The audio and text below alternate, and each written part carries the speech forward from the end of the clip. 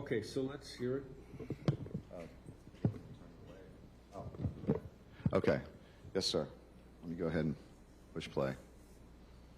Every story, and you should never judge a person based on one version of the story.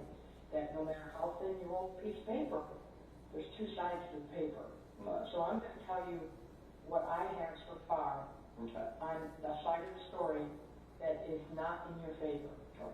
And then give you an opportunity to fill in the gaps, correct any misinformation you think we may have, and tell your side of the story. Because this will be tonight your first, last, and only chance to give us your side of the story. Because beyond here, how do you know how it works? Attorneys get involved, and then attorneys tell you not to talk. And that's why I'm trying to talk to you. And so, Well, because, man, that's the thing is, man, I ain't got nothing to hide. That's why, man, otherwise it would have been like, man, if I thought I needed an attorney, I would have been like, look, I need a lawyer. You know what I mean? But I know I haven't done anything, you know, so anyway, give me your side. I'm going to let you know a couple of things. Detective picture is absolutely accurate with the timestamp on the video. We have you on video walking on 2nd Street from where you live toward Laurel Avenue, which is the road that the Treehouse is on. 8:11 p.m. At 8:15 p.m., the first call comes into 911 telling our dispatchers that a guy has been stabbed, he's dead, and he's laying face down in a pool of blood. Just hear me out. So you have 4 minutes from where you're at to where this thing happens. Now, the really disconcerting part of all of this is at 8:19, 4 minutes after we have a report of a man being killed, we have you and Rory on video walking back from the Treehouse toward... That's got to be impossible, though. Because, okay, you know, like I said, man, I wish I could try this, because, man, again, man, go back and check the times on video. Because that had to be somewhere around the same time. Had to be. You know what I'm saying? Because, man, you know, I remember, man, the whole thing with the police lights and stuff like that. It was not long after we went and got cigarettes. So, man, how could I be, man, Tom's on buying cigarettes while I'm supposed to go there to CVS? You know what I'm saying? Now, I do, man, like I told him, man, I have a vague memory of, man, walking through the drive-through to CVS. Okay. You know, so, man, I may have gone there earlier, man, I could see that, you know, but I would know I didn't go there later. I know I didn't go there later, but, man, I may have gone there earlier. But I mean, literally check the video, man. Okay. Now, Ty, I'm going to tell you some other things that the detective picture hasn't shared with you that I'm going to share with you.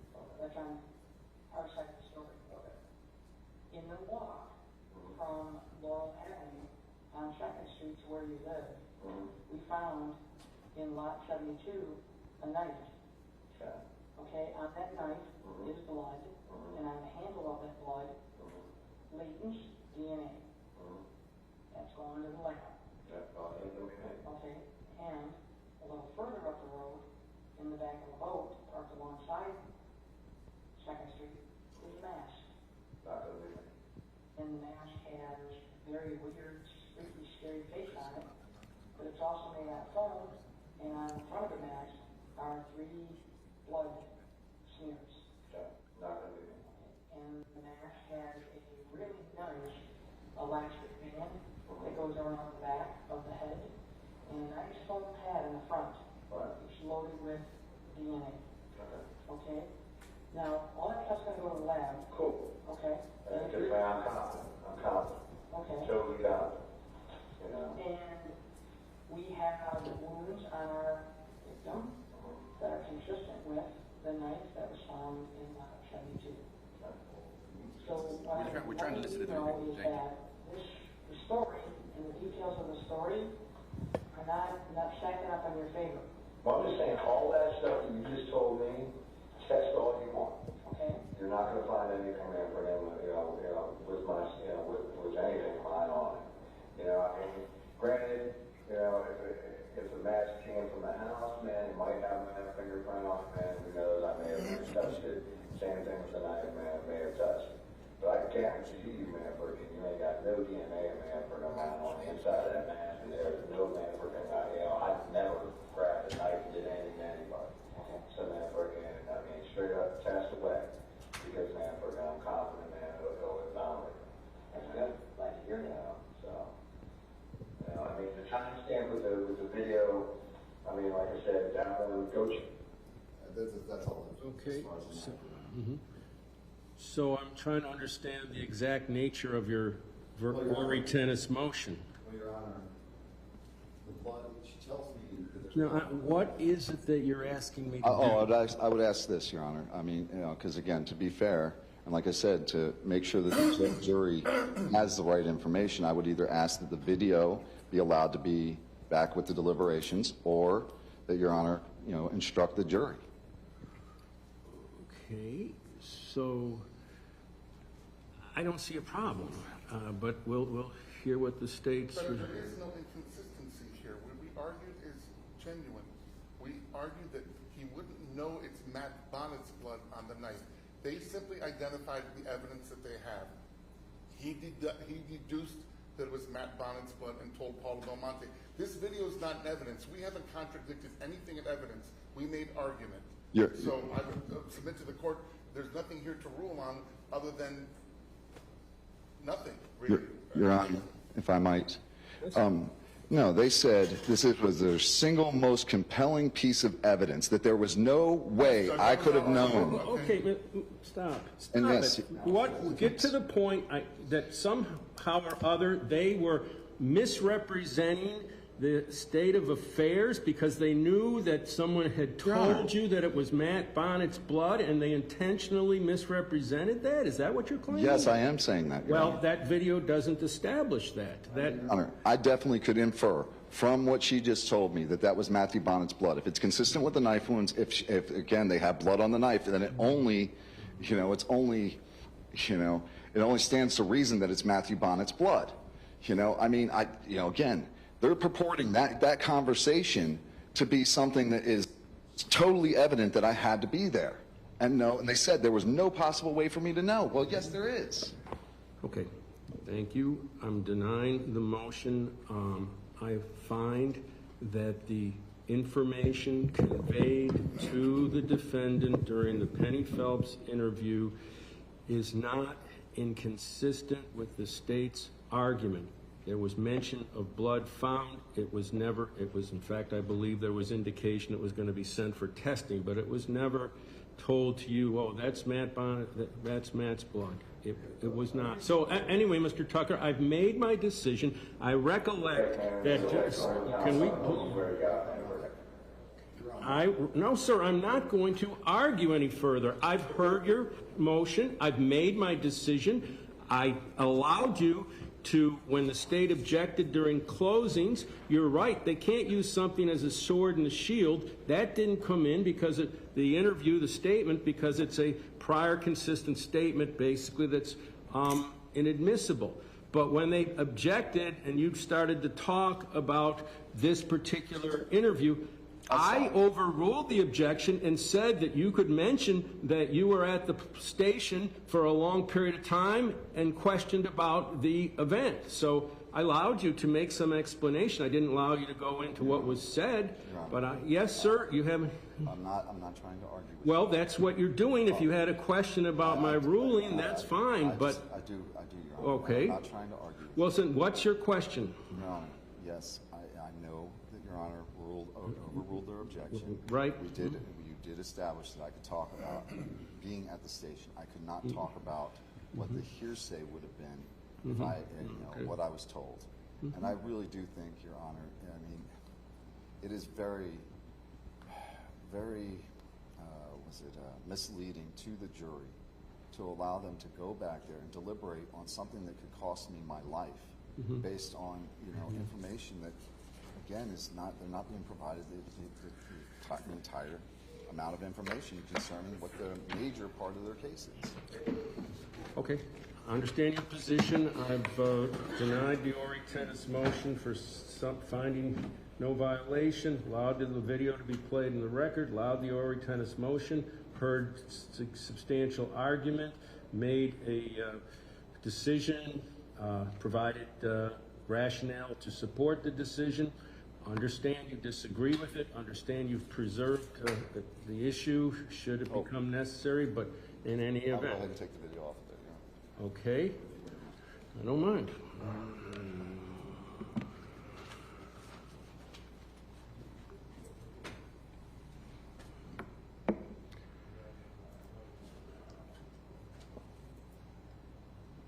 I saw Kerry in here. Did he want to come in here, or could we ask Deputy Riccio if Riccio's there? Because I saw Kerry and there was some question about the operation.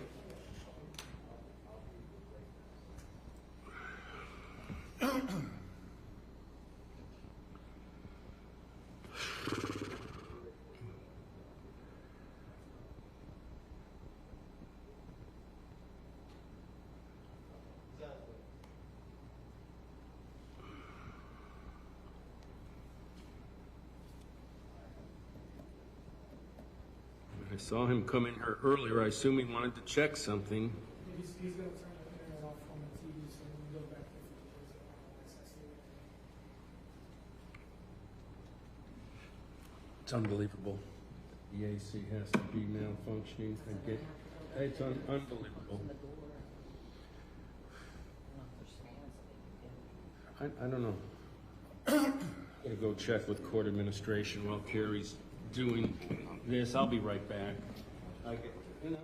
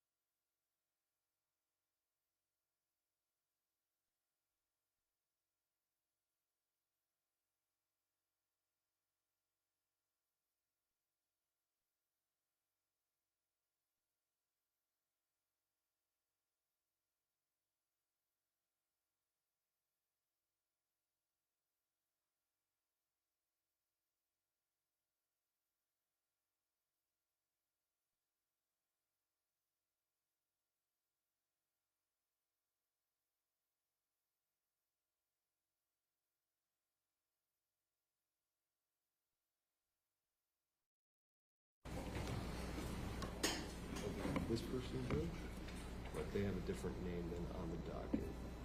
So. I imagine we'll be around. Okay. Okay, do we have all the jurors present? Your Honor, the only remaining, I guess, issue is the unbolded Oh, 3.10. It's really up to the defendant and the court. I just did it in. well, it's fine. It's with me. We mentioned the. No, as long as it's the same Yeah, document. it's the same one here. Same documents. Which number is it? 3.10. Your Honor. Yes. And I was talking yesterday, it was bolded. I just unbolded it. Well,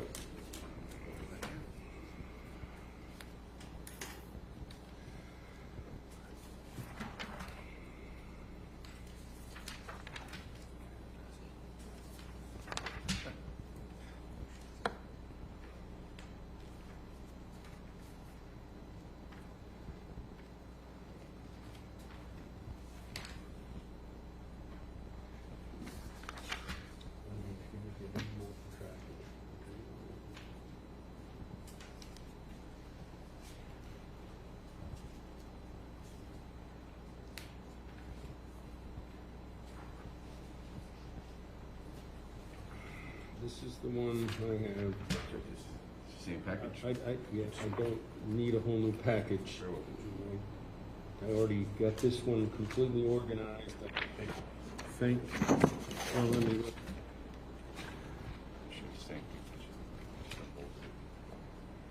That's Oh, sorry, that's just- a different instruction. Handed up the wrong. 0.10.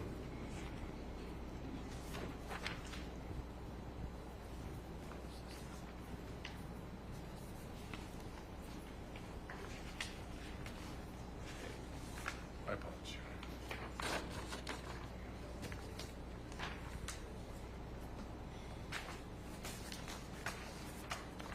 Okay, that is in lighter type, consistent with the type of the other instructions, so I'll substitute the one that's darker for the one that's lighter. It says the same thing. Thank you.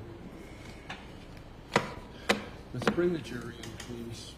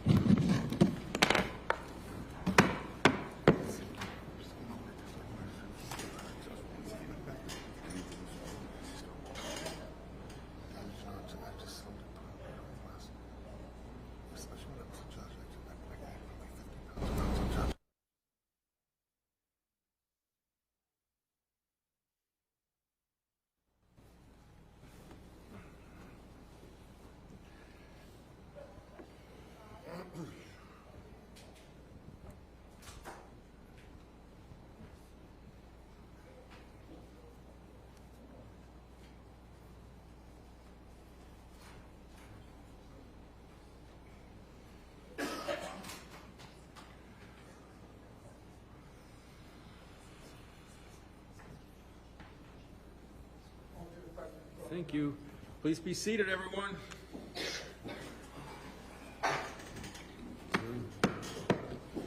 Good morning.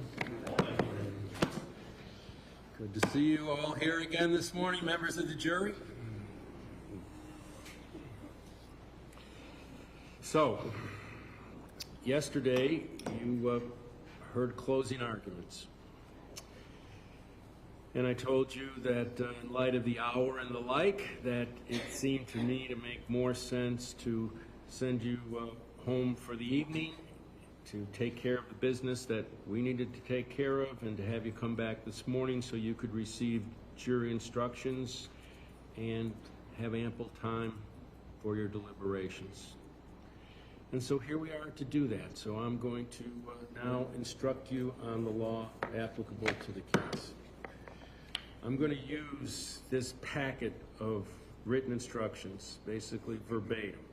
When you go back to deliberate, along with the evidence, you're going to have this packet of instructions, exactly what I'm using to instruct you. So you'll have both the verbal instructions and the written package.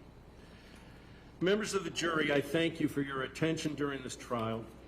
Please pay attention to the instructions I'm about to give you.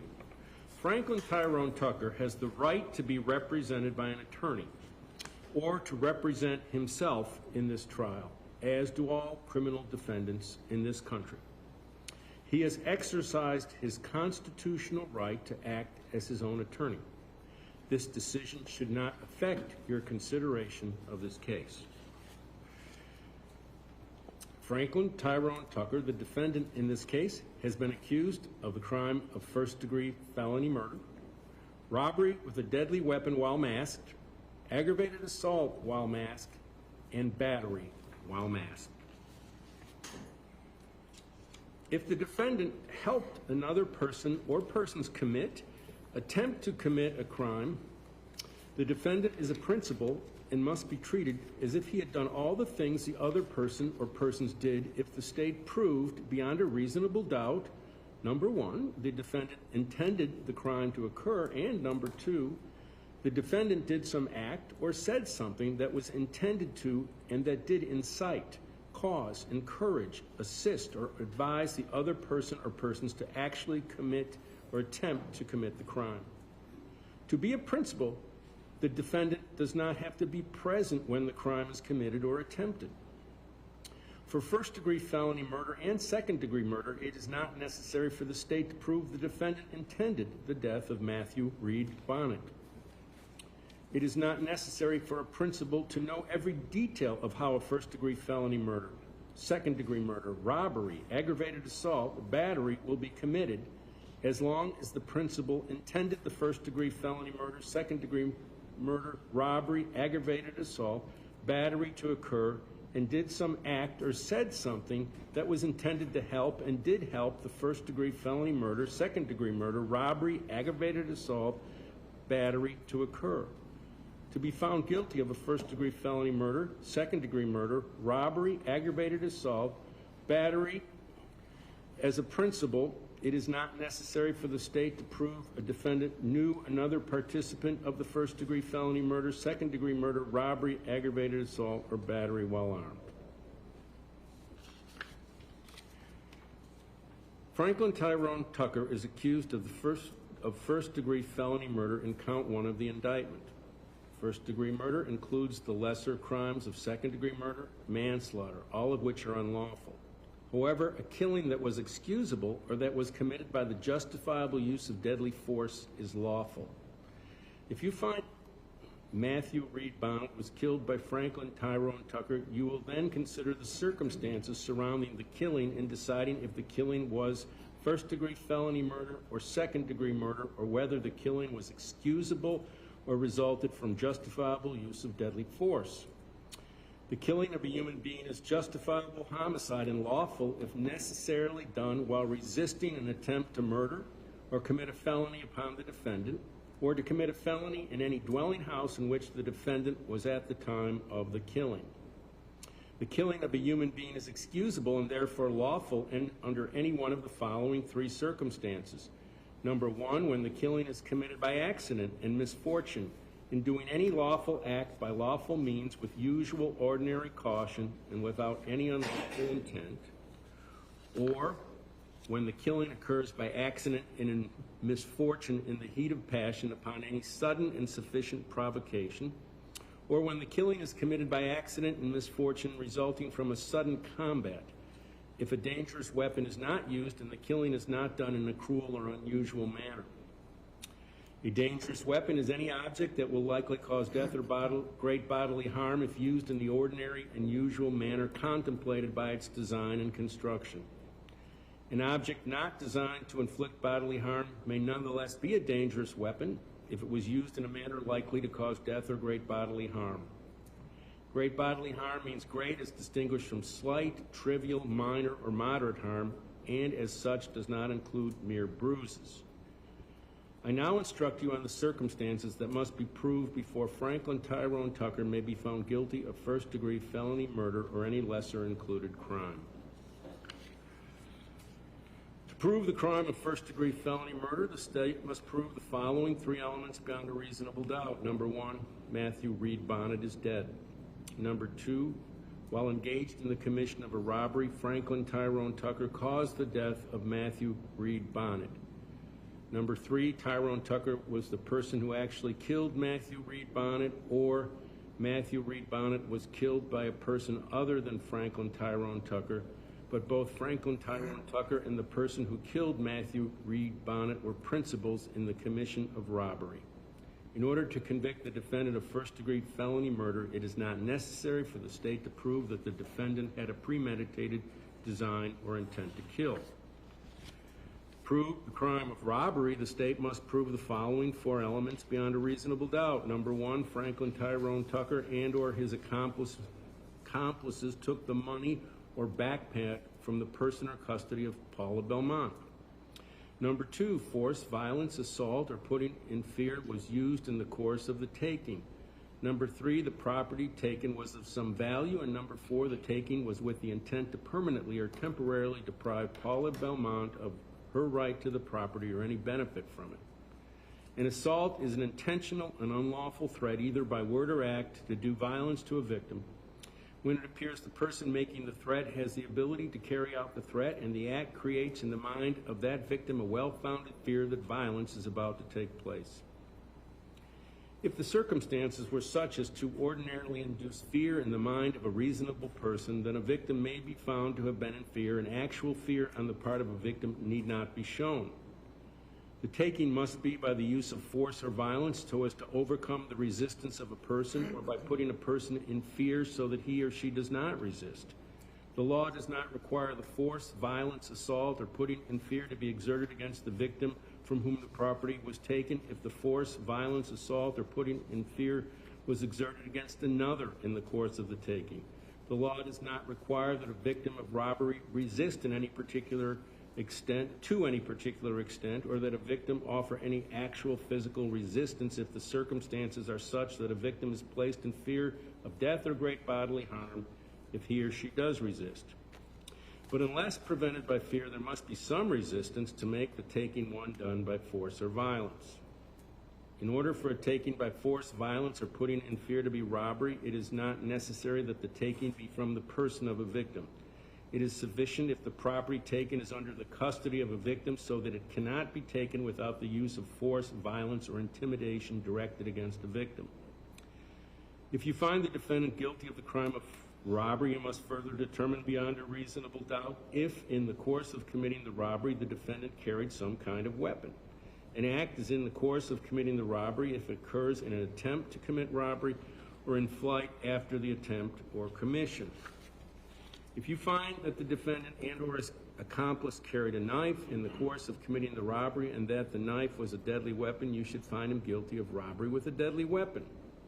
Great bodily harm means great is distinguished from slight, trivial, minor, or moderate harm, and as such does not include mere bruises. If you find that the defendant carried a weapon that was not a firearm or a deadly weapon in the course of committing the robbery, you should find him guilty of robbery with a weapon.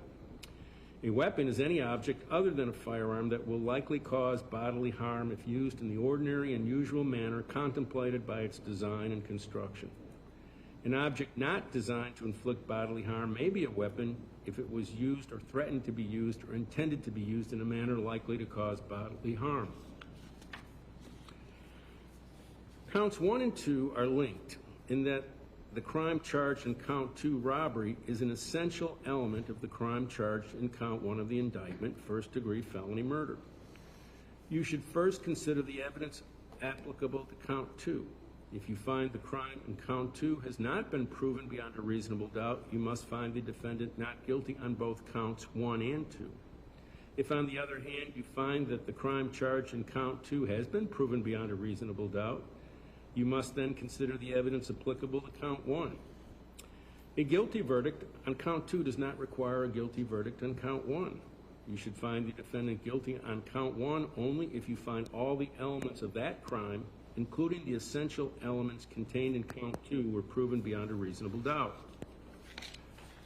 In considering the evidence, you should consider the possibility that although the evidence may not convince you that the defendant committed the main crimes of which he is accused, there may be evidence that he committed other acts that would constitute a lesser included crime. Therefore, if you decide that the main accusation has not been proved beyond a reasonable doubt, you will next need to decide if the defendant is guilty of any lesser included crime. The lesser crime indicated in the definition of first-degree felony murder is second-degree murder. To prove the crime of second-degree murder, the state must prove the following 3 elements beyond a reasonable doubt. Number 1, Matthew Reed Bonnett is dead. Number 2, the death was caused by the criminal act of Franklin Tyrone Tucker. Number 3, there was an unlawful killing of Matthew Reed Bonnett by an act eminently dangerous to another and demonstrating a depraved mind without regard for human life. An act includes a series of related actions arising from and performed pursuant to a single design or purpose.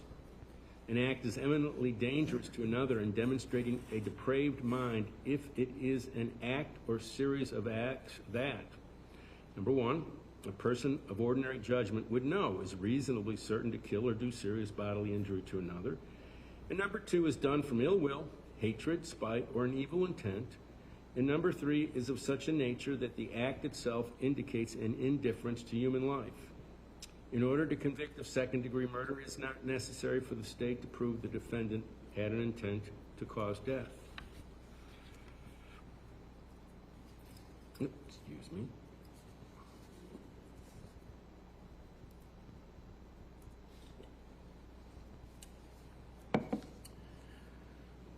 To prove the crime of robbery, the state must prove the following 4 elements beyond a reasonable doubt. Number 1, Franklin Tyrone Tucker and/or his accomplices took the money or backpack from the person or custody of Paula Belmont. Number 2, force, violence, assault, or putting in fear was used in the course of the taking. Number 3, the property taken was of some value. And number 4, the taking was with the intent to permanently or temporarily deprive Paula Belmont of her right to the property or any benefit from it. An assault is an intentional and unlawful threat, either by word or act, to do violence to a victim when it appears the person making the threat has the ability to carry out the threat, and the act creates in the mind of that victim a well-founded fear that violence is about to take place. If the circumstances were such as to ordinarily induce fear in the mind of a reasonable person, then a victim may be found to have been in fear. An actual fear on the part of a victim need not be shown.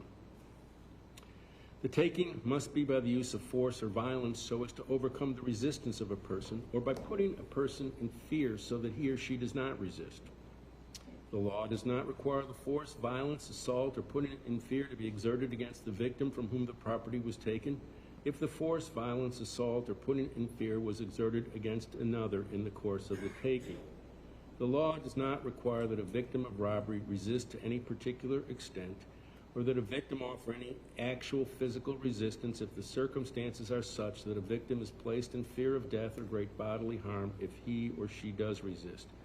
But unless prevented by fear, there must be some resistance to make the taking one done by force or violence. In order for a taking by force, violence, or putting in fear to be robbery, it is not necessary that the taking be from the person of a victim. It is sufficient if the property taken is under the custody of the victim so that it cannot be taken without the use of force, violence, or intimidation directed against the victim. If you find the defendant guilty of the crime of robbery, you must further determine beyond a reasonable doubt if in the course of committing the robbery the defendant carried some kind of weapon.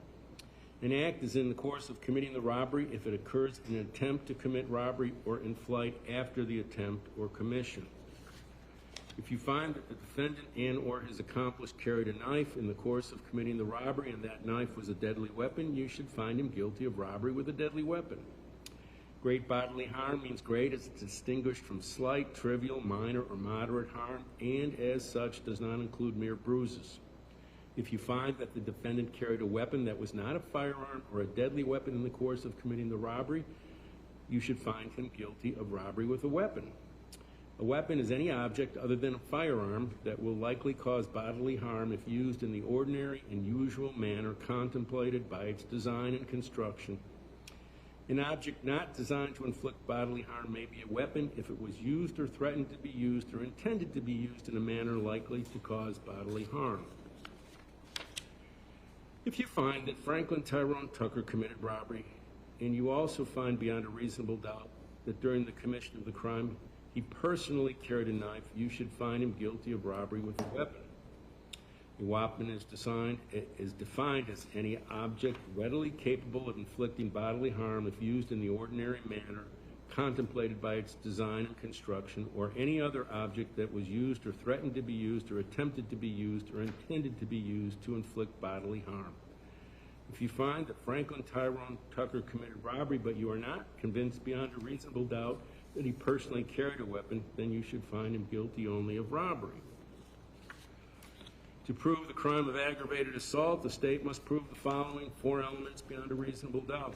The first 3 elements define assault. Number 1, Franklin Tyrone Tucker intentionally and unlawfully threatened, either by word or act, to do violence to Roger Allen Roggett.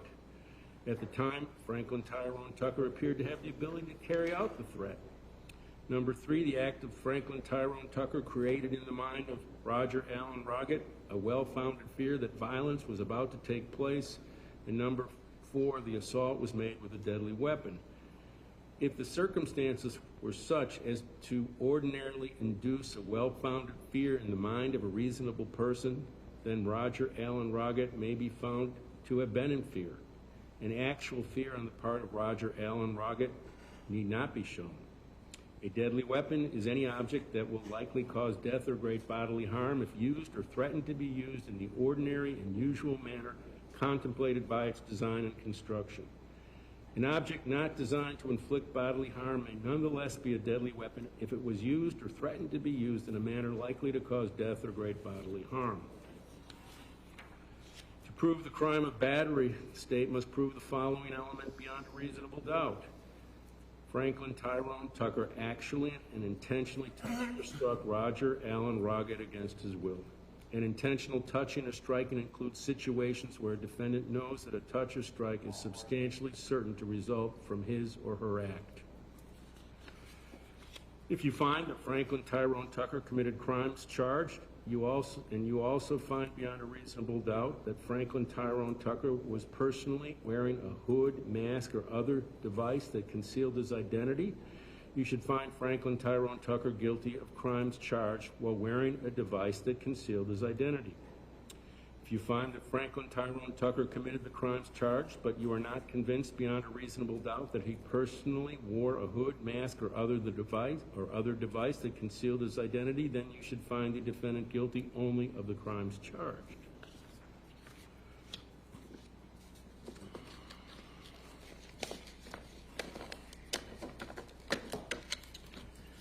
The defendant has entered a plea of not guilty. This means you must presume or believe the defendant is innocent. The presumption stays with the defendant as to each material allegation in the indictment and information for each stage of the trial unless it has been overcome by the evidence to the exclusion of and beyond a reasonable doubt.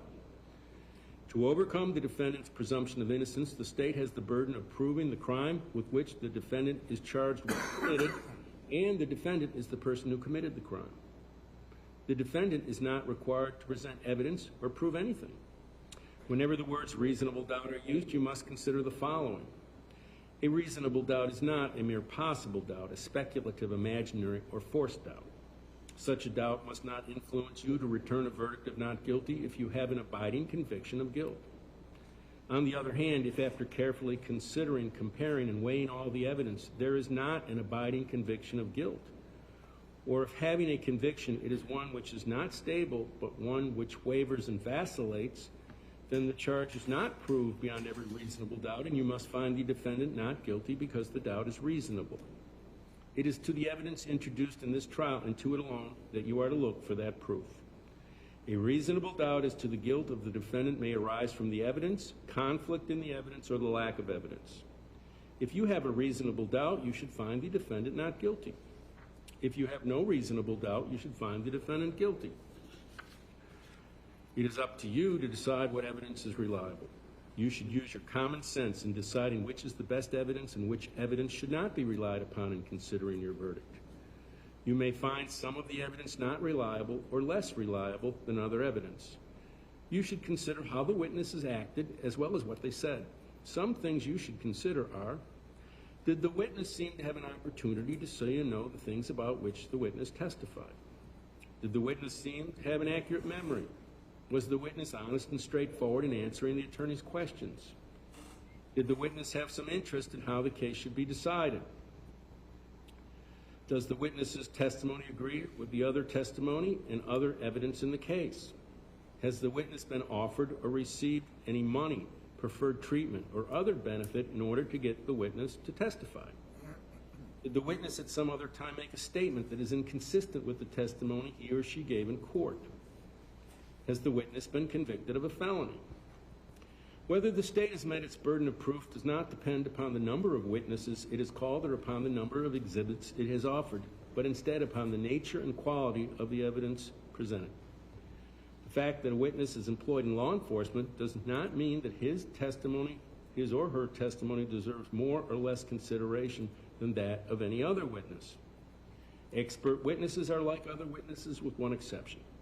The law permits an expert witness to give his or her opinion.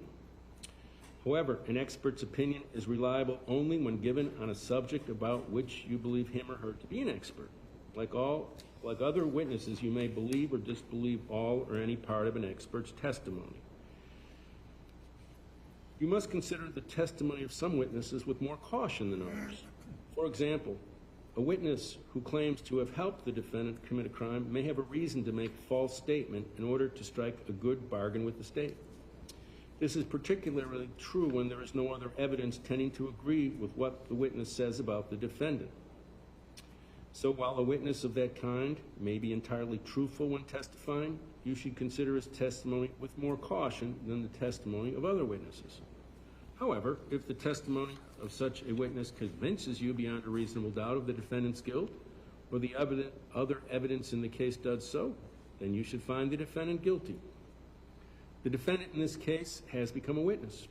You should apply the same rules to consideration of his testimony that you applied to the testimony of the other witnesses. It is entirely proper for a lawyer to talk to a witness about what testimony the witness would give if called to the courtroom. The witness should not be discredited by talking to a lawyer about his or her testimony. You may rely upon your own conclusion about the credibility of a witness. A juror may believe or disbelieve all or any part of the evidence or the testimony of any witness. These are some general rules that apply to your discussion. You must follow these rules in order to return a lawful verdict. You must follow the law as it is set out in these instructions. If you fail to follow the law, your verdict will be a miscarriage of justice. There is no reason for failing to follow the law in this case. All of us are depending upon you to make a wise and legal decision in this matter. This case must be decided only upon the evidence that you have heard from the testimony of the witnesses and have seen in the form of the exhibits and evidence in these instructions. This case must not be decided for or against anyone because you feel sorry for anyone or are angry at anyone. Remember, the lawyers are not on trial. Your feelings about them should not influence your decision in this case. Your duty is to determine if the defendant has been proven guilty or not in accordance with the law. It is the judge's job to determine a proper sentence if the defendant is found guilty. Whatever verdict you render must be unanimous. That is, each juror must agree to the same verdict. Your verdict should not be influenced by feelings of prejudice, bias, or sympathy. Your verdict must be based on the evidence and on the law contained in these instructions. Deciding the verdict is exclusively your job. I cannot participate in that decision in any way.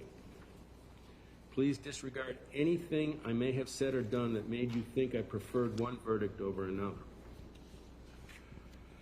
You may find the defendant guilty as charged, or guilty of such lesser included crimes as the evidence may justify, or not guilty. If you return a verdict of guilty, it should be for the highest offense on the verdict form for each count that has been proven beyond a reasonable doubt. If you find that no offense has been proven beyond a reasonable doubt, then of course, your verdict must be not guilty. The verdict must be unanimous. That is, all of you must agree to the same verdict. Only one verdict may be returned as to each crime charged. The verdict must be in writing, and for your convenience, the necessary verdict forms have been prepared for you. They are as follows. As I explained, the evidence goes back, the written instructions go back, and these verdict forms go back. And I'm going to go over them verbatim right now as part of my instructions. They're not complicated.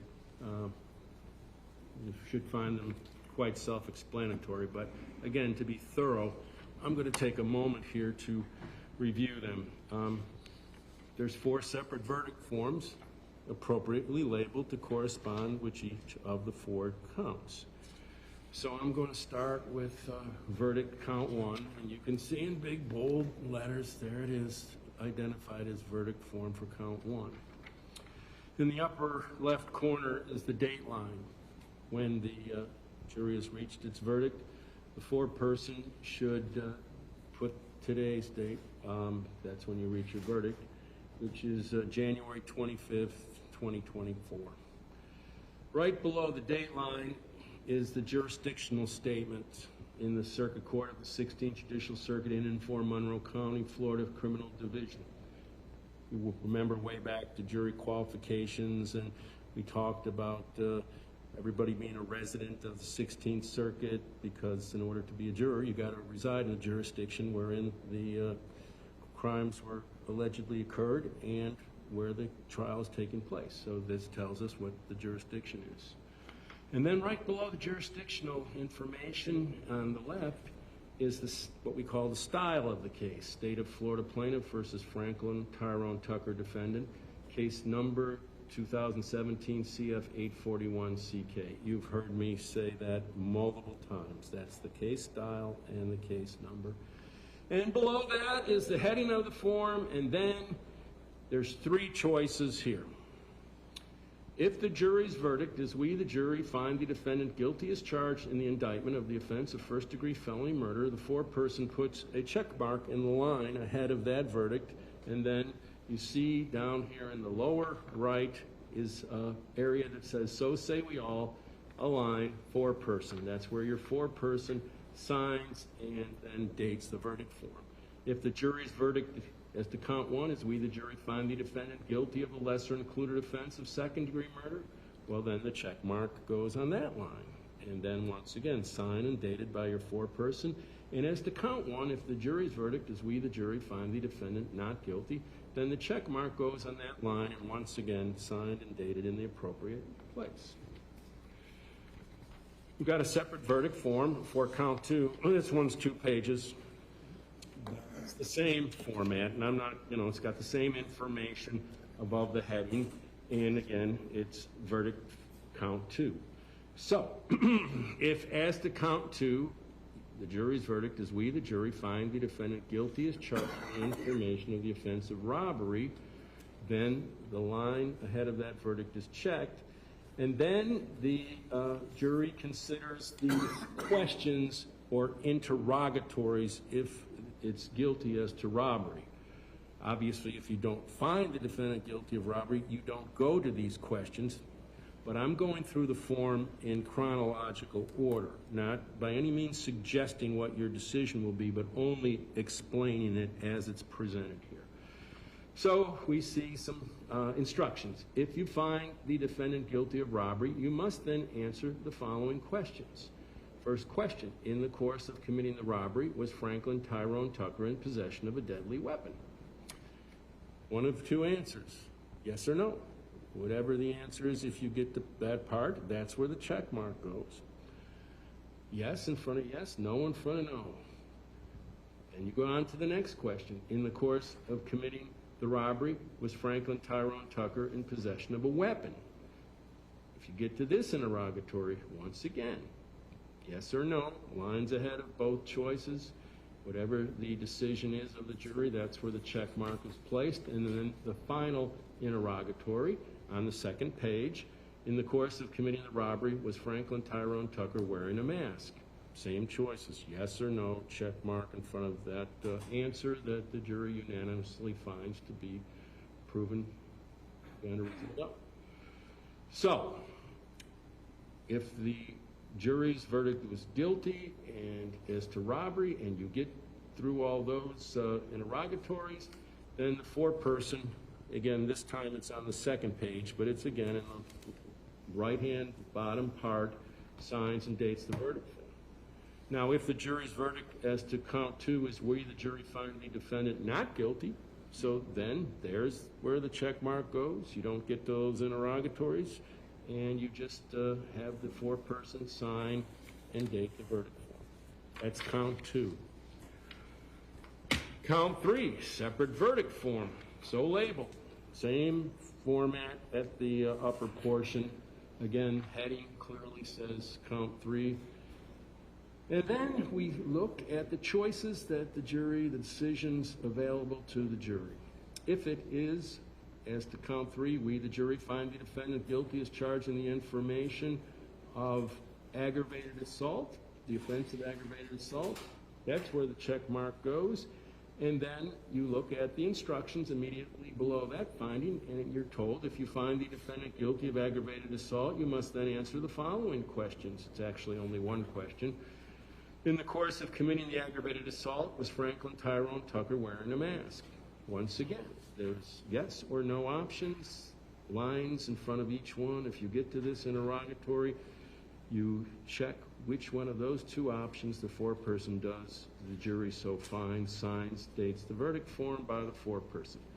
As to count 3, if the jury verdict is we, the jury, find the defendant not guilty, then the check mark goes in front of that verdict and signed and dated by the foreperson. Separate verdict form for count 4, same heading, label, count 4.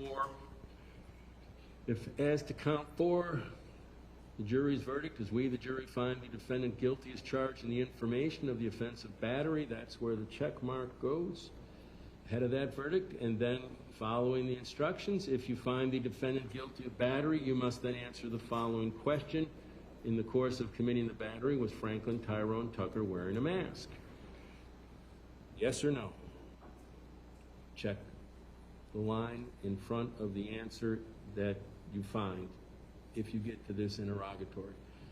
As to count 4, if the jury's verdict is we, the jury, find the defendant not guilty, there's the line ahead of that verdict that's checked. And once again, when you complete the verdict decisions as to count 4, so say we all, signed by the foreperson, dated on the date.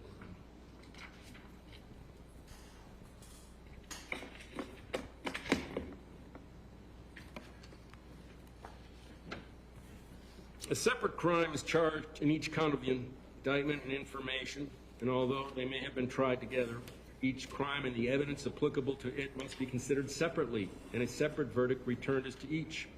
A finding of guilty or not guilty as to one crime must not affect your verdict as to the other crimes charged, except as explained in the instruction for legally interlocking counts. In just a few moments, you will be taken to the jury room by the bailiff. The first thing you should do is choose a foreperson who will preside over your deliberations.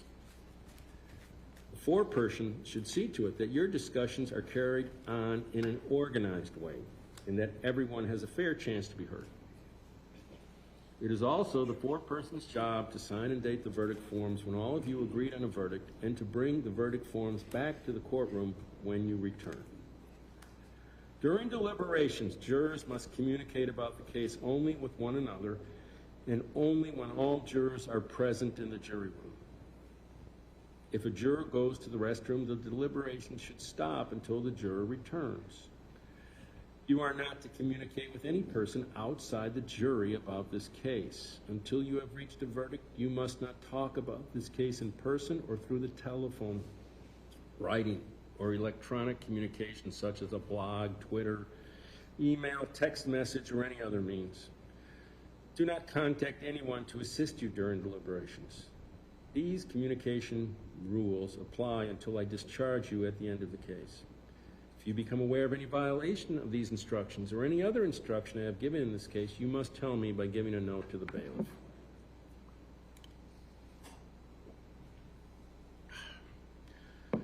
Many of you may have cell phones, tablets, laptops, or other electronic devices here in the courtroom. The rules do not allow you to bring your phones or any of those types of electronic devices into the jury room. Kindly leave those devices on your seats where they will be guarded by the bailiff while you deliberate. And I'm going to explain a little bit more about how we handle that provision here in the 16th Circuit in just a moment. If you need to communicate with me, send a note through the bailiff. If you have voted, do not disclose the actual vote in the note. If you have a question, I will talk with the attorneys before I answer, so it may take some time. You may continue your deliberations while you wait for my answer. I will answer any questions if I can in writing or orally here in open court. During the trial, items were received into evidence as exhibits. You may examine whatever exhibits you think will help you in your deliberations. The exhibits will be sent into the jury room with you when you begin to deliberate. And that includes this unit here. That's going to go back. Its operation is fairly straightforward, so if you care to view any of the video evidence, you'll be able to do so. In closing, let me remind you that it is important that you follow the law spelled out in these instructions in deciding your verdict. There are no other laws that apply to this case. Even if you do not like the laws that must be applied, you must use them. For more than 2 centuries, we have lived by the Constitution and the law. No juror has the right to violate rules we all share. So I'm going to ask attorneys to approach the bench.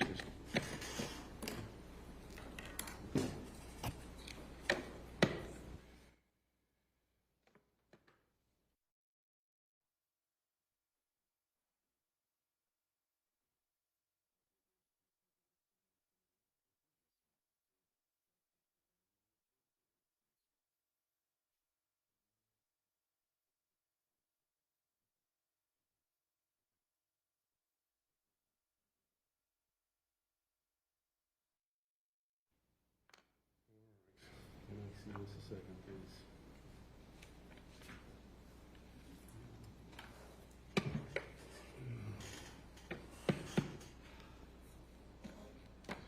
Remember back in jury selection when we talked about alternate jurors? We heard from a couple of folks who served in alternate jurors, and I explained, I believe at that time, the importance of alternates and how I didn't relish by any means excusing alternate jurors because, as has been the case in this particular case, our alternates have been here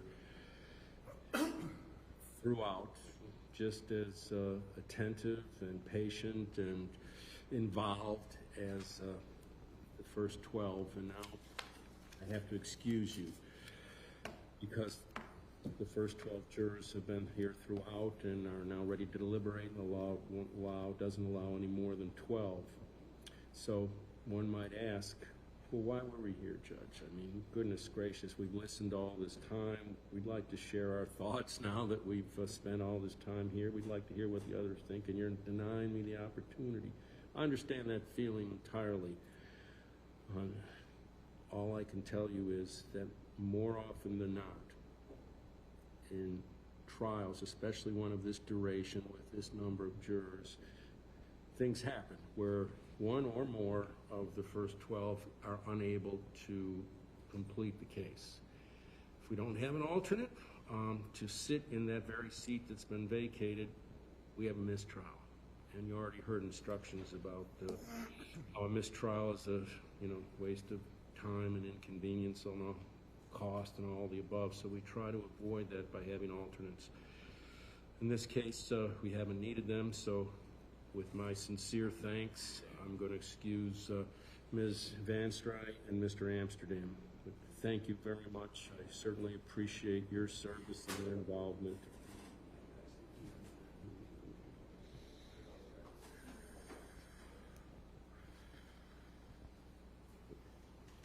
So just a couple other things. I'm going to give those folks a moment to clear the jury room. Just give a few further explanations about some of those instructions. I mentioned about electronic devices. You've heard lots of instructions about the prohibition about electronic devices, and it makes sense. In terms of the prohibition against having access to the electronic devices, the personal devices, that's an administrative order from the Florida Supreme Court. That's not something that yours truly has concocted on his own. That comes from the Florida Supreme Court, and of course we honor their authority and their rules and regulations. But here, instead of having you leave whatever devices are on the seats there, we have what's called a lock box in the jury room. So you bring them in there, bailiff will be in there at that time, present whatever electronic devices you may have right before your very eyes. They're placed in the lockbox, it's secured, there it sits. So I think that gives people a little bit more security and assurance that their devices aren't going to be compromised. Not that they would be, but just in terms of state of mind. They're right there, and when you're finished, they're there for you to repossess, to take again. So that's how we do that. You will be able to take your notepads with you now. If there is some question, problem, communication that you believe is needed with the court, then your foreperson should take a clean page, nothing with any kind of marks on it, but a clean page and in legible, complete, comprehensible fashion, write or print whatever it is you want to ask me or tell me. Judge Jones. Then, when it's complete, the foreperson should put his or her name, fold it in half, knock on the door, give it to the bailiff. The bailiff will alert me, give it to me. I'll look at it. I'll share it with everyone, the lawyers, and I will do my best after receiving input from them to provide an appropriate answer. So, the alternate's gone. Ladies, gentlemen of the jury, you may now retire to consider your verdicts.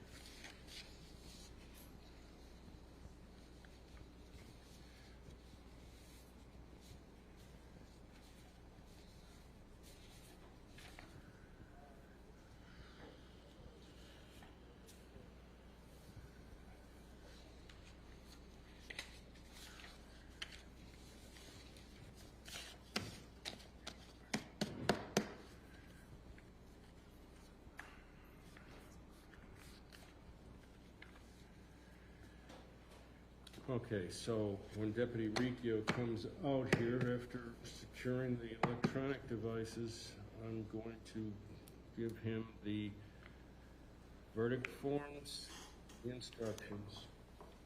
Then I'm going to have him, or one of the security officers, take all the evidence, bring it back, knock on the door, present it along with this device to view it.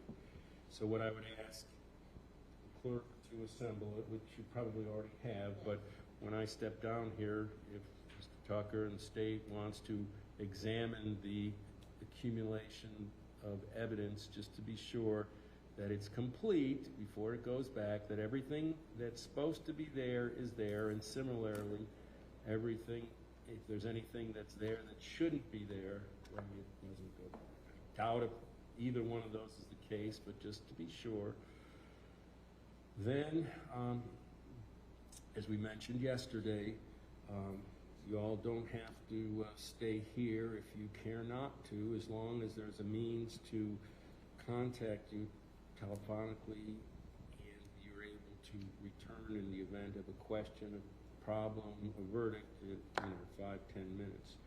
I also mentioned that just as soon as we finish our immediate business, I have another docket that I'm going to be conducting, and of course, anytime I'm needed in the trial, that docket will be halted and we'll address the trial. So,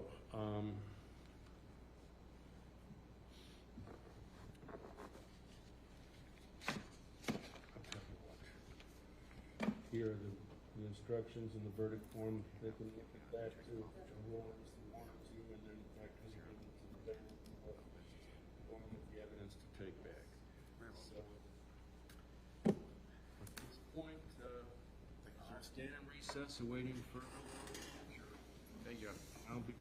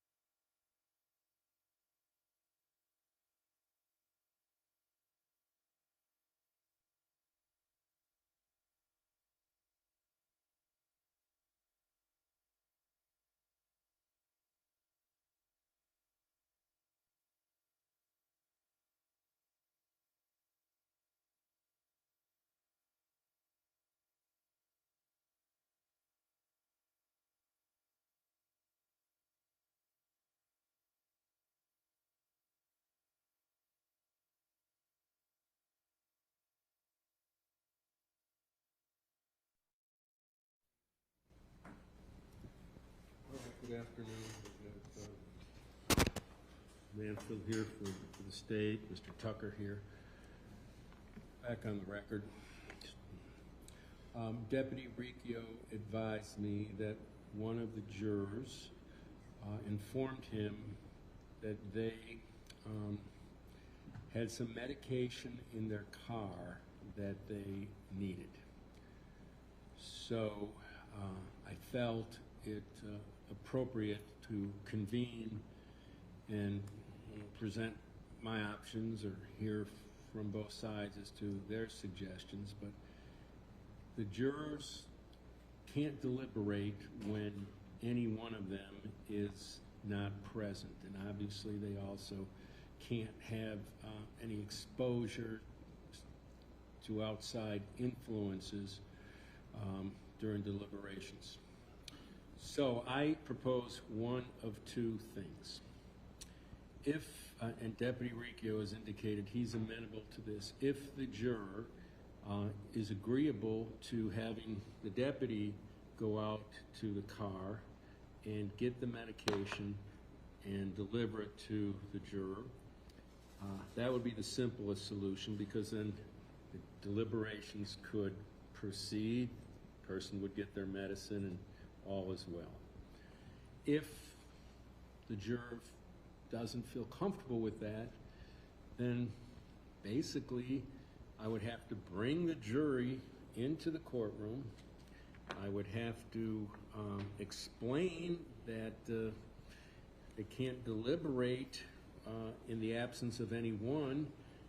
I would then have to explain to the individual juror that they can go and get their meds as long as they do so expeditiously and not obviously have any contact with any information or anyone about the case. And basically, in abundance of caution, have them stay right here. We all kind of sit still. That way, there's no question that there's no deliberation going on, and when the person returns, then they go back to deliberating. So those are the two solutions that I see. Your Honor, if I may offer one other one. What was Could the deputy escort? Well, you I'm sorry. Could the deputy escort the juror to their car to get the medication, making sure that they're not having contact with anybody? Yeah. I mean, that could be also. Judge, I'm fine with either one of the things Your Honor proposed. The state's fine with either one. I'm fine with any of them. I'm just trying for the easiest. So then, Deputy Riccio, would you go inquire if the juror would object or be to you getting the medication? If that's the case, could you then report back to us before you do it? And if it's not the case, tell us that too. Yes, Judge. Thank you.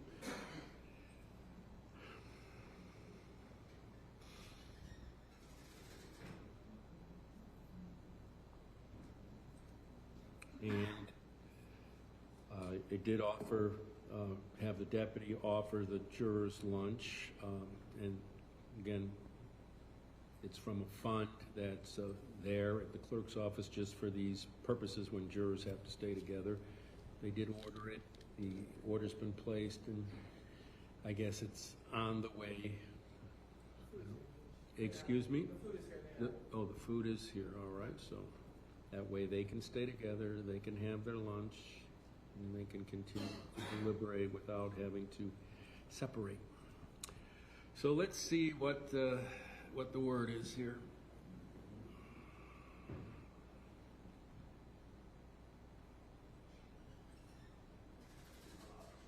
Judge, the juror preferred to go get it themselves. Yes. Okay, so then we'll have to bring in the jury then, and that's what we'll do.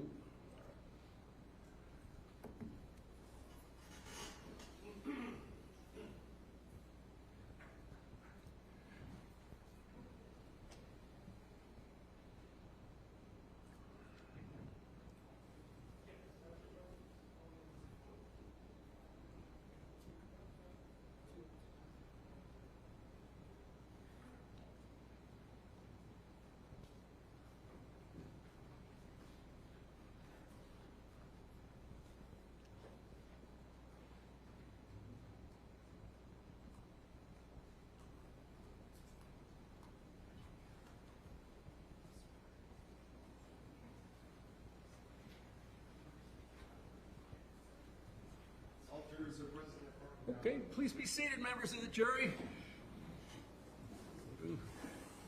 Welcome back to the courtroom.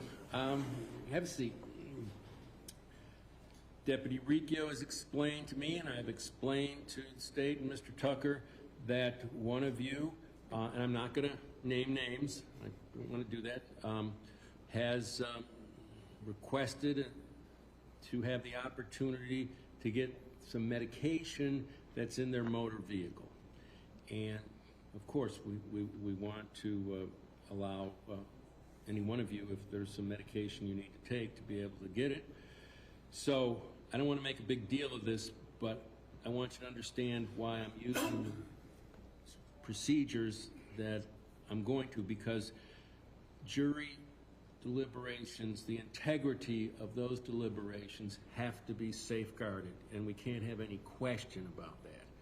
So while it may seem, gee, I'm making a big deal of this, if perhaps you understand why, then it will make more sense. Jurors can't deliberate while any one of them, I mean, even the instructions I gave you said if somebody goes to the bathroom, you got to stop. So obviously, if somebody vacates the jury room, then the deliberations have to stop. So what I'm going to propose is that the person be escorted by the deputy, and they've been consulted and they're agreeable to this.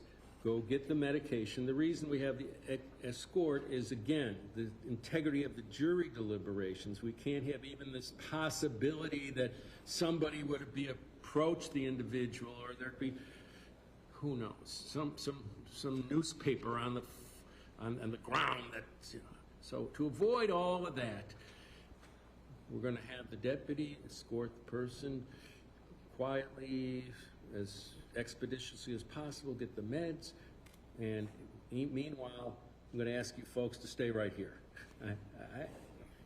They seem a little awkward, but for whatever it takes, 5 minutes, we're all just going to sit here quietly. Why can't we go back in the jury room, Judge? Because of what I told you. It's just clearer and safer if we just stay here, sit quietly. Then we all know there's been no deliberations. We all know that the mission was successful. We all are excused back together, and the deliberations can resume. So that's what we're going to do. I'd ask whoever it is, again, I don't want to name names, just stand up, go with the deputy, and we'll do what I said, and we'll sit quietly near them.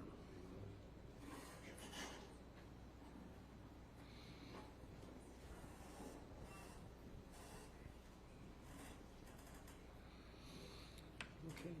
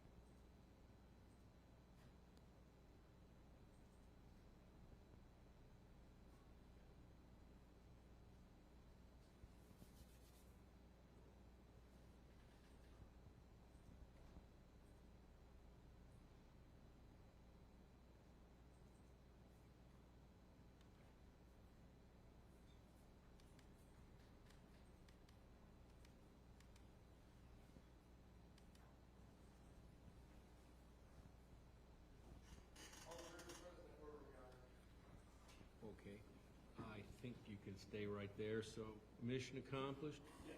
Okay, so the record should reflect that the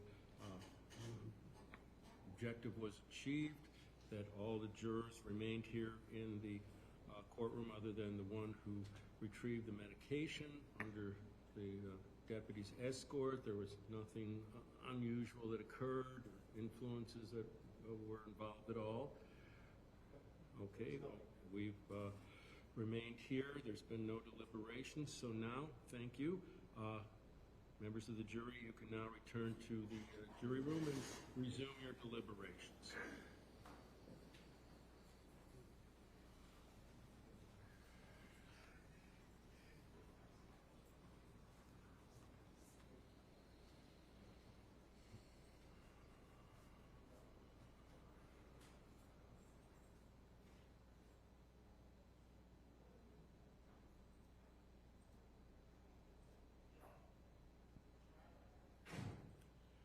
All right, unless anybody has any input, we took care of that situation. It's fine, Your Honor. So they're going to continue with their deliberations, and we'll just stand by when we next hear. Thank you, sir. All right.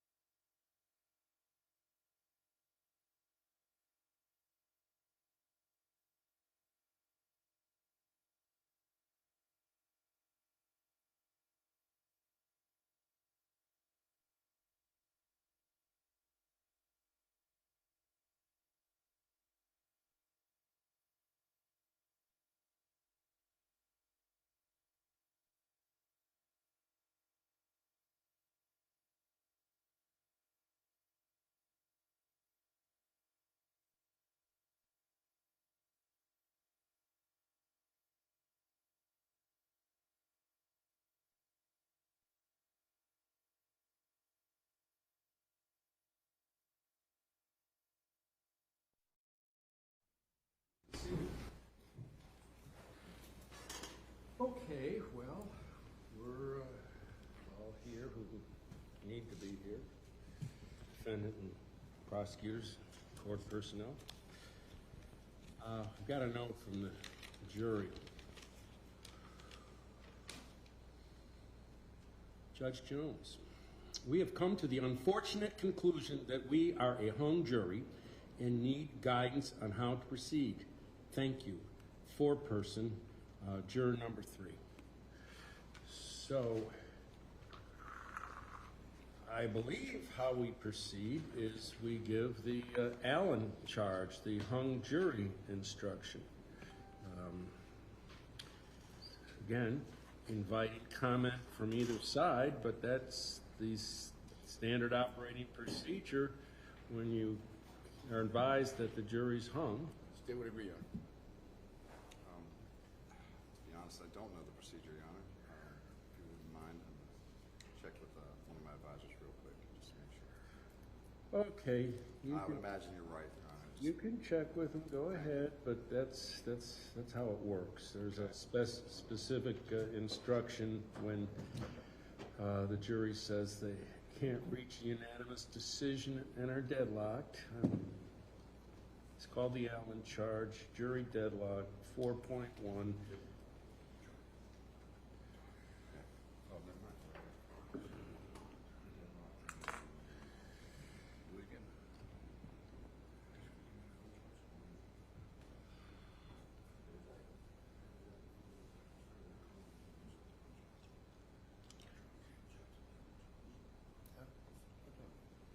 Trying to myself.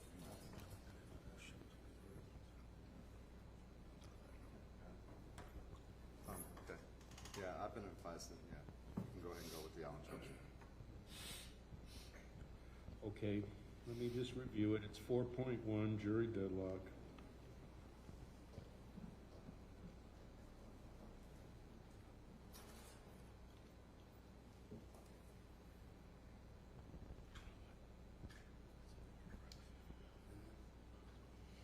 Bring them in, please. No, the Allen charge, that's probably the name of the case from which it emanated. It's standard jury instruction 4.1, jury deadlock.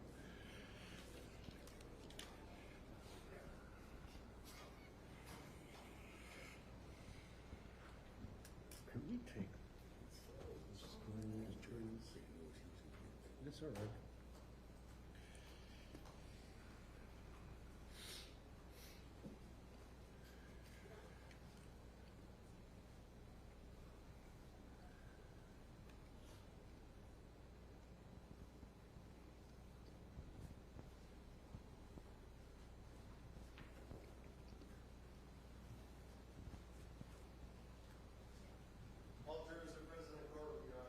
Thank you.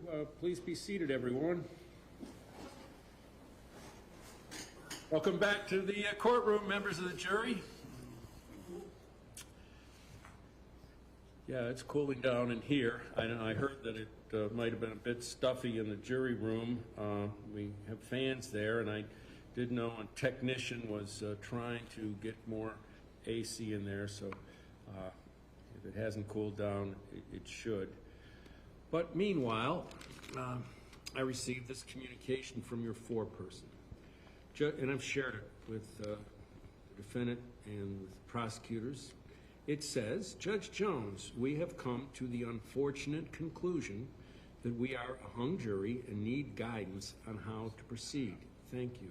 Signed, your foreperson. Okay. There is an instruction that is given by the judge when this happens. So I'm going to give it to you. I know that all of you have worked hard to try to find a verdict in this case. It apparently has been impossible for you so far. Sometimes an early vote before discussion can make it hard to reach an agreement about the case later. The vote, not the discussion, might make it hard to see all sides of the case. We are all aware that it is legally permissible for a jury to disagree. There are two things a jury can lawfully do: agree on a verdict or disagree on what the facts of the case may truly be. There is nothing to disagree about on the law. The law is as I told you. If you have any disagreements about the law, I should clear them up for you now. That should be my problem, not yours. If you disagree over what you believe the evidence showed, then only you can resolve that conflict, if it is to be resolved. I have only one request of you. By law, I cannot demand this of you, but I want you to go back into the jury room. Then, taking turns, tell each of the other jurors about any weakness of your own position. You should not interrupt each other or comment on each other's views until each of you has had a chance to talk. After you have done that, if you simply cannot reach a verdict, then return to the courtroom and I will declare this case mistried and will discharge you with my sincere appreciation for your services. So with that, you may now retire to continue with your deliberations.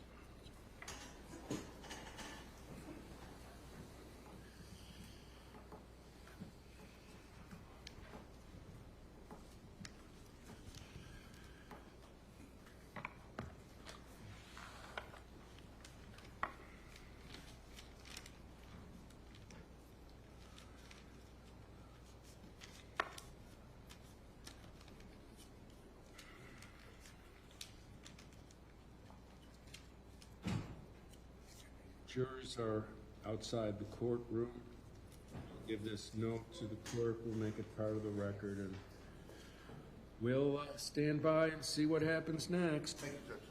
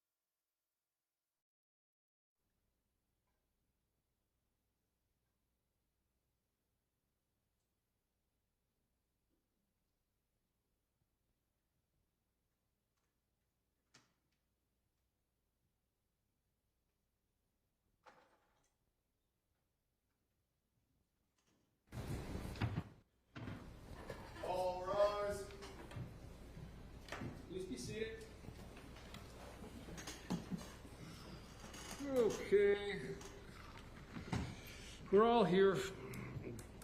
I got a note from our foreperson. Judge Jones, we cannot come to a unanimous decision as to a verdict. Thank you, foreperson. So that's pretty much it. We gave them the Allen charge. They went back and presumably abided by it. They've been out, and so. The only thing I would proffer, perhaps if we sent them home and told them we'd bring them back tomorrow to give a one last try. I mean, we put 3 weeks into this trial. They've only been deliberating for less than a full day. Juries have often spent days deliberating. It's almost 5 o'clock. I mean, if Your Honor's inclined to think that way, or if you want to just go ahead and. Your Honor, if I might. Yes, sir. I would assume discharge the jury at this point. Let them go home. Okay. It has been a long trial already. We asked, Your Honor was worried about the time, and they've been here almost a month.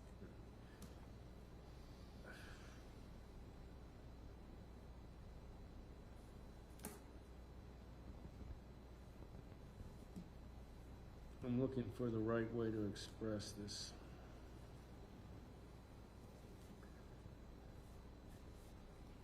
To me, it's disappointing that we go through this lengthy process and don't get a result, one way or the other. And there's been a lot of time, money, effort, stress, you name it. Everybody's worked very hard, and it's been almost 3 weeks, and you would hope at the end of that process you would get a result. We haven't. I understand that the state's suggestion, but I'm disinclined to do it. I'll just fall back on a couple rationale. First of all, when I've been faced with these situations, and they do come up now and again, I give them the Allen charge. They are unable to reach unanimity. That's pretty much it. And plus, even the charge itself, and I'll go back and read it, says, if, I'll declare a mistrial if you can't reach a unanimous verdict. I think it would be disingenuous and counterproductive and not fair to Does tell. one even inquire of them if they feel that maybe a night to everybody to sleep on it, come back tomorrow and reconvene would be beneficial?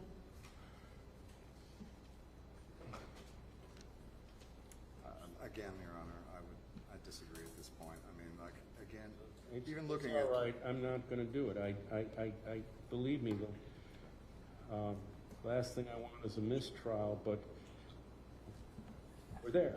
I told them. The Allen charge says, after you have done that, if you simply cannot reach a verdict, then return to the courtroom, and I will declare this case mistried and will discharge you with my sincere appreciation. So I understand the suggestion, but I'm not going to do that, to say, okay, sleep on it, come on back tomorrow, or how about that? And then, no. Sorry. Certainly understand and pretty well express my sentiments, but I just have not seen that procedure over the length of time I've been a judge and a trial lawyer, and it seems contrary to what the rule says and doesn't say. So, no thank you. Let me find the discharge instruction.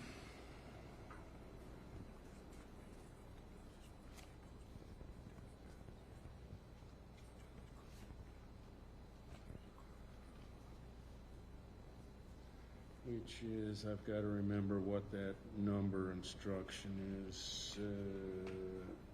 4.2. There it is. Okay. Bring them in.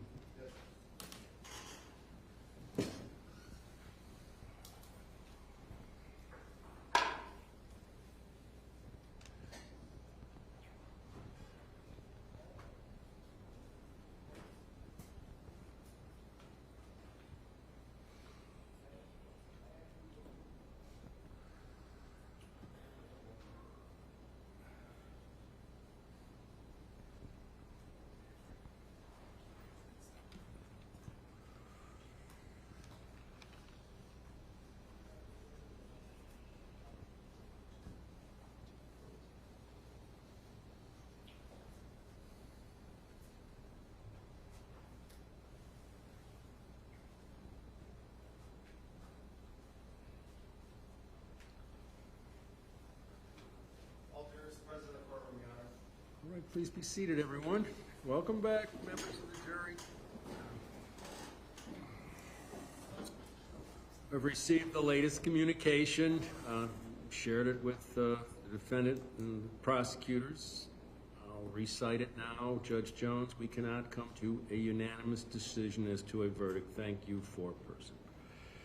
So, you remember the Allen charge I read you when we first were notified of this deadlock, and I told you that if you simply cannot reach a verdict, then return to the courtroom and I will declare this case mistried. So that's at this point what I'm going to do. If you all can't reach a unanimous verdict, then I accept that fact. I'm going to declare this case a mistrial. So with that, I'm going to give you a final instruction here, ladies and gentlemen. I wish to thank you for your time and consideration of this case. I also wish to advise you of some very special privileges enjoyed by jurors. No juror can ever be required to talk about the discussions that occurred in the jury room except by court order.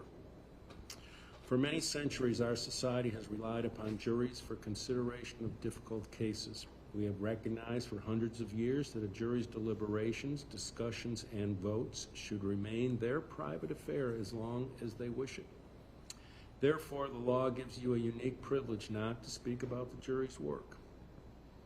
Although you are at liberty to speak with anyone about your deliberations, you are also at liberty to refuse to speak to anyone. A request to discuss either your verdict or your deliberations may come from those who are simply curious, from those who might seek to find fault with you, from the media, from the attorneys, or elsewhere. It will be up to you to decide whether to preserve your privacy as a juror. So it's been almost 3 weeks. As I've told you throughout, and I sincerely meant it every time, and I mean it now. You've been a great group of people. You've been very flexible. You've been very understanding. You've been very patient. You've been very attentive. And obviously, you gave it your best consideration. We can ask nothing more than that. So thank you. I will say this also about this case has received substantial media coverage, and I'm confident that you all have insulated yourself from that, as I have asked you to do. I have no doubt that you followed my cautionary instructions to the letter, and I thank you for that. But meanwhile, there's been certainly a lot of coverage. You see the TV cameras have covered this on Court TV. I believe there's a YouTube channel that's covered it as well as the print media. So as I said in this particular instruction, now it's up to you to decide whether to protect your privacy as a juror. There may be requests from many different sources, and you will make that decision as to how you want to handle that. You're no longer under that order that I gave you about not talking to anybody about the case. It'll be up to you. So with that, thank you so much, folks. You're now discharged as a jury in this case. So you can go with the deputies, get your stuff, and take care.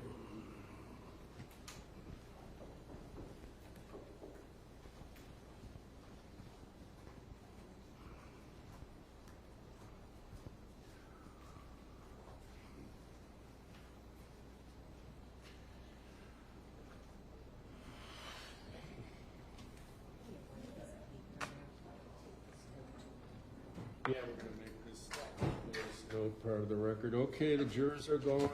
Be at ease. So,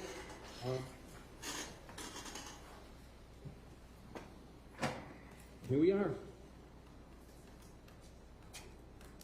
Almost back to square one. But in any event, what we need to do is put this case back on a docket. So the question is when. I don't think February 8th makes a whole lot of sense. No, let's go with the March one. So we've got March 7th pretrial. Yes, sir. Judge, we were just asked for the court to reinstate the gag order. There's been so much out there that when we retry this case, we're still gonna have to get a jury from this community to the extent that we can limit now the information that's getting out there. I know that it's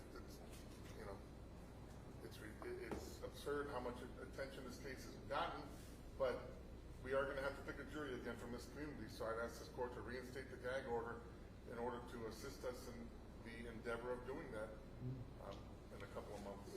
Well, one step at a time, so I will certainly consider that request. So March 7th for the defense? March 7th, yes. Okay. Well, what time did we want it? The 1:30, 9? We were calling it at 9, even though it's per se. Well, 9 o'clock is, that, usually the 9 o'clock call is for cases with private attorneys. PD and pro se is usually at 1:30. So I don't know why we should necessarily break from what we've been doing, but if, 9 a.m.? unless there's any, 9 a.m. works. all right. So 9 a.m.? I am March 7th, correct? Yeah. Yeah, we'll give them his notice. Okay, that's one thing. Next thing, so the conditions of your release remain the same, and we're going to go back to the random, whatever the testing regimen was, Yes, sir. in terms of whatever substance or alcohol. That's, you know, I basically during the trial had slacked off on that, feeling that again you were here constantly, you were busy with your defense, and so, but now all the conditions of the release remain in effect. Okay. So as far as the protective order or the so-called gag order, does the defense have any position as to that? Your Honor, I would be of the opinion that it's, look, we vacated the gag order because it became pointless, and I still think it's pointless at this point. Like, again, yes, there has been plenty of media coverage, and I don't see how we're going to roll back and unring the bell at this point. You know, so I don't see the point at this point. I just don't see the point. Yeah, I mean, I got to tell you, that seems to me to be something that's going to take some thought. So I've got to refresh my recollection as to the extent of that and what that would mean. So that means that, Right, Judge, we were not allowed to talk about the case to the media, you know, give interviews about, I mean, the defendant was posting on Facebook all day today, even during closing arguments. So, I mean, how are we ever going to get a jury here in 2 months that hasn't heard something about this case and is tainting this jury pool? Your Honor, if I might, I somehow doubt the rule. let's relax. Not everybody just relax, okay? There's just, I know it's been a long 3 weeks, but now's not the time to get too argumentative. I got to think about this. I understand the impetus, but and the rationale. I'm just asking myself the practicality of it and the enforcement of it, and you know, I need a little time to think about I it. understand, Judge. Let me just put on the record, last night I received about 11 threats on my phone, on my personal cell phone. They started yesterday afternoon, they continued into the evening. I don't know how my cell phone number got out there. I suspect how it got out there, but now I'm receiving death threats to the point where I'm gonna have to change my phone number. This is what I'm talking about. This kind of media blitz is affecting me personally, and I don't think it's right. So I'll be changing my phone number because somehow my phone number has been compromised, and I got threats against myself and my family. So, Well, Mr. Tucker, please, just Hold on, not Mr. Tucker. let Don't me go the wrong way. just. Mr. Mansfield has just raised a legitimate concern. I'll give you the chance to respond. So that's very troubling. I certainly am disturbed by that fact. I've received in my office, which I've endeavored not to read the emails or ask my assistant not to, to tell me what these phone calls are about. I'm not aware of any threats, but I'm certainly aware of people's criticisms and comments and opinions. That's a natural product of the coverage this case has received, and so all I'm asking myself, and I'll confess, I don't know that I have my head wrapped around the issue right now. I remember the order that I issued. I reviewed it at the beginning of the case when I suspended it, and it was pretty involved, and I would think I'm almost inviting problems if all of a sudden I say, oh, it's in effect, and all these people are curious and the like start talking and asking questions, and I don't want to have anybody in a gotcha situation. So certainly I think rules and ethics and laws would certainly say that there should be no communicating threats, no intentional rabble-rousing, so to speak. I don't know what, or directing animosities or hostilities or anything toward anybody in this case. And I'm certainly not going to be pinpointing or blaming anybody. So I don't know what more I can say than that. I don't know, Mr. Tucker, now you wanted to say something? Actually, I didn't say anything earlier, Your Honor, but but I would like to say this. Look, I receive, I don't know how much hate mail myself, right? Okay. And I do, don't get me wrong, I do take offense at the innuendo that somehow, I had something to do with Mr. Never Mann's. said that. No, I don't think. I think it was an innuendo, though. Well, I didn't construe it as such, but there's no. Anyway, I have no control over those people, what they do, and I somehow doubt the whole world looks at my Facebook. Oh. So anyway, thing is, Your Honor, like I said, I think I'm still of the opinion that we vacated it for a reason. Same reason I would say that it's probably not a good idea to reinstate. But I'm deferring to the court at this point because you say you need time. I'm more than willing to let you have time. Okay. Decide as you may. Well, in any event. Judge, may I add one final point with your permission? Okay, go ahead. Just very briefly, Judge, whether you lift or vacate the order or reinstate it, you did ask us, once you vacated it, to act professionally amongst each other. And I can tell the court that the state has been called dirty bastards, you've been berated, and we have not once made a comment about the defendant in this case, so we should at least have that level of ethics amongst us and not have to face that on a day-by-day basis.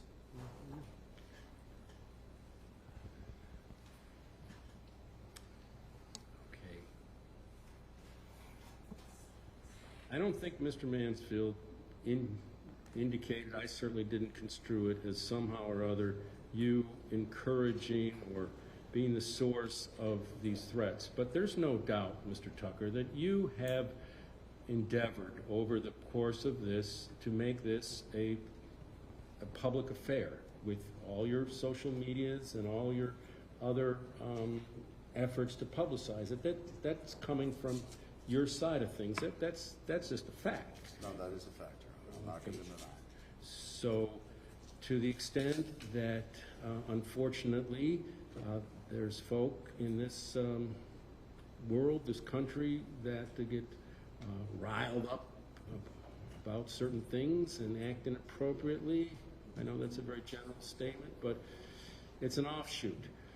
So I do agree with Mr. Alvarez. I did say that, and I think mutual respect is what I would expect. And if I need to have some, or if there needs to be some evidentiary hearing or some showing when there's a renewed motion to reinstate the protective order, I'll be happy to do it. I'm just saying right now at this point in time for me to just put my foot down and say, oh, it's back again. I understand the request, but please understand my belief that I need to look at it with a clear head. Your Honor, I'm just to reaffirm or reassure you, yes, I can go ahead and tone my language down. I can definitely do that.